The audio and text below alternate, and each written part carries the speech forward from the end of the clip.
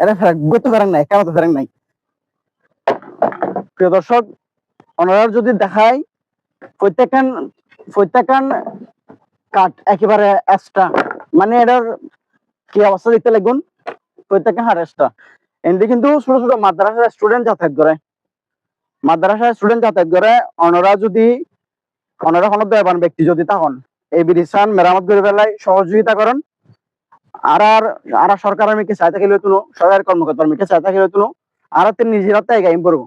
তো ওনারা যদি এই ব্রিজ মেরামত করে ফেলায়, যদি আর যদি সহযোগিতা করেন, তাহলে ওনারা অর্থায়নের মাধ্যমে আর এই ব্রিজখানের কিছু খাত মোটামুটি যাতায়াতের ব্যবস্থা এখন করে দিলে হবো। এখন ইন্ডিয়া স্টুডেন্ট দেখতে লাগবে, মাদ্রাসার স্টুডেন্ট মোটামুটি যাতায়াতের ব্যবস্থা করে ফেলায়, কিছু খাটের প্রয়োজন, যদি ওনারা যদি সহযোগিতা করেন, তাহলে আর এনারা কি মেরামত করে দিন ইনশাল্লাহ।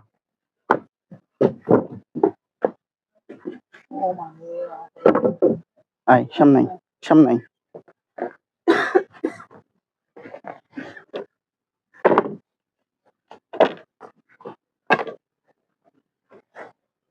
আর সামনে আয়, দেখা না এটা গত ফেরেন নাই, কেন তো ফেরেন নাই, কেন তো ফেরেন নাই, এই কেন তো ফেরেন নাই, এটা মানে কেন তো ফেরেন নাই জি, এই ইয়ানত আছে, ইয়ানত আছে, ঈদ মধ্যে পর্যন্ত আছে। আর ঈদ তো নিয়ে মানে মাঝখানে একেবারে সম্পূর্ণ খোলা, কোনো ফেরাক পর্যন্ত কিছু নাই।